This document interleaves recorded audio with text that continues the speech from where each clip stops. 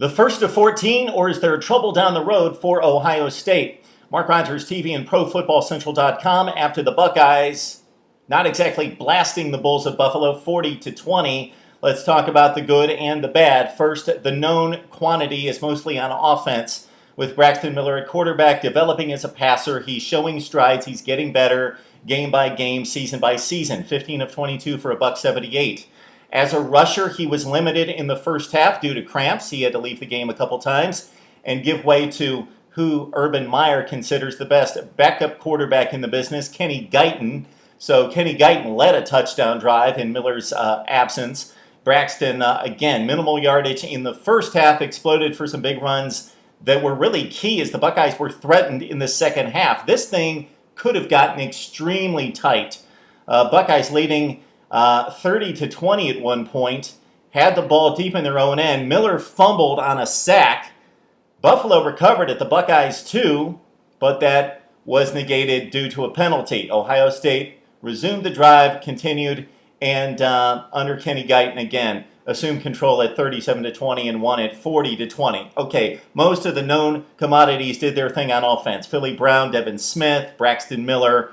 Carlos Hyde out for the first 3 games. He was the main man at running back and scoring 16 touchdowns for Ohio State last year. Again, 3-game suspension for him. So we see some newer guys, and we see an old guy coming back and resuming a pivotal role in the Buckeye offense at running back in Jordan Hall. Ran for 159 yards on 21 carries. That's a career best. This is a guy who has been projected to take on the Percy Harvin role. We didn't see it in Hyde's absence today. We saw him more as a traditional running back, tailback, out of the backfield. Again, 21 rushes, $159 for Jordan Hall, and 2 touchdowns. Mainly, we need to talk defense because the offense is a known commodity. On defense, though, issues.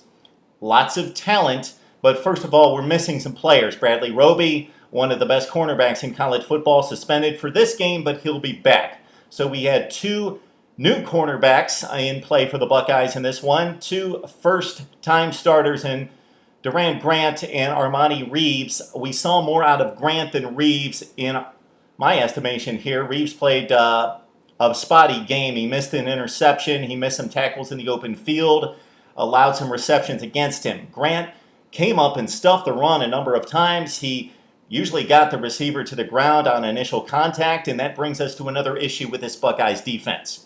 Okay, everybody's focusing nationally on Urban Meyer, Braxton Miller, and the Buckeyes team that went 12-0 last year, and projecting them to go to a BCS National Championship game. They have holes to fill on defense, losing every one of their front 7 on defense, excluding who I can consider to be the best defensive player in the Big Ten last year, Ryan Shazier, who missed almost 2 quarters because of cramps himself in this game, but he came back and played well. Ryan Shazier, a tremendous football player, but everything else up front is a question mark. Adolphus Washington, Joey Bosa, a true freshman, but Washington on one end, and Noah Spence, who got about 15 to 20 snaps per game last season for the Buckeyes as freshmen, will be counted upon to get 60-plus snaps this year. They are ultra-talented. That's not the question. It's on defense. It's about assignments and gang tackling. It's about will and want, and it's about reading the offense and making the right plays and trusting your teammates and working as a unit. We have yet to see that from the Buckeyes in this game. We shall see down the road. Fortunately for them, they've got some cushion in the schedule to right some wrongs. The Cal game could be a challenge in a couple weeks on the West Coast. Then they open up in the Big Ten against Wisconsin and Northwestern. Those are certainly trouble spots. The Badgers winning today over UMass, 45-0. So that's really what we wanted to hit on here. The offense should be spectacular. Led the Big Ten in scoring last year. Should be even better this year once Hyde gets back at it. But the defense, question marks all over the place. And again, the tackling was decent in this game. You're going to miss tackles.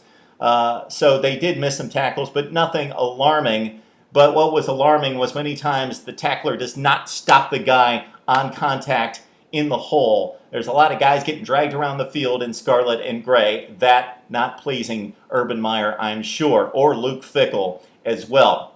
Would love to hear what you have to think about the Buckeyes as they make their quest to win the Big Ten Championship and beyond in 2013, right here on Mark Rogers TV and ProFootballCentral.com.